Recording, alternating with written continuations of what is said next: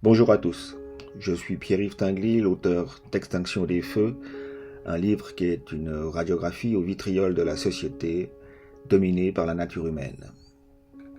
J'ai décidé de vous proposer une petite série de podcasts pour vous le faire découvrir en sélectionnant quelques chapitres que j'aurai le plaisir de commenter, ce qui est donc une version un peu plus ludique qu'un livre audio classique.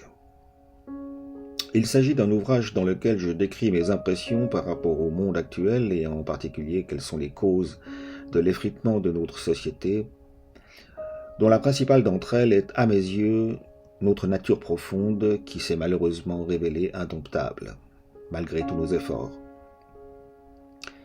Si ce sujet ne vous intéresse pas, il y a de fortes chances qu'il s'intéresse bientôt à vous, et si j'ai écrit ce livre, c'est avant tout pour partager cette idée que la façon dont nous sommes fabriqués n'est pas compatible avec la pérennité de notre espèce.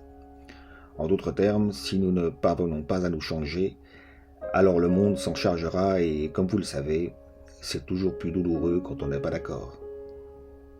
Si vous vous demandez comme moi pourquoi vous avez l'impression que le monde part en morceaux, alors je vous suggère de visiter mon site web pitfocus.com pour en savoir un peu plus et de cliquer sur le bouton commande qui vous proposera d'en lire un extrait avant de prendre la décision de tenter l'aventure.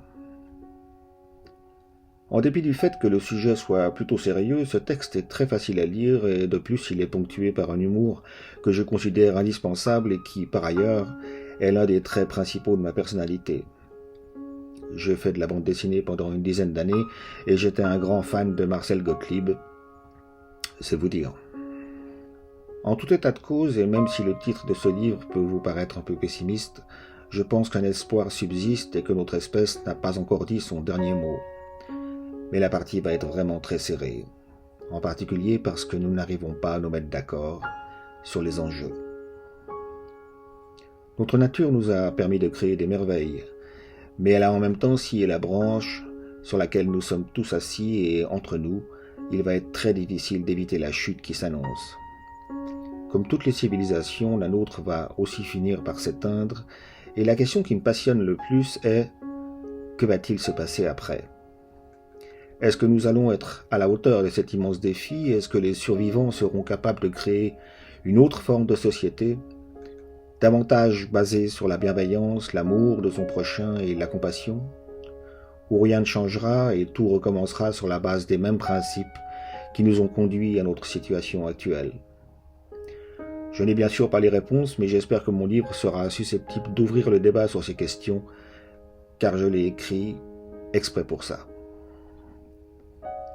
Cette évolution à la fois sociétale et spirituelle est un travail d'équipe et je crois que nous devrions nous y mettre d'urgence, mais le problème, c'est que nous n'avons pas tous la même définition du mot urgence.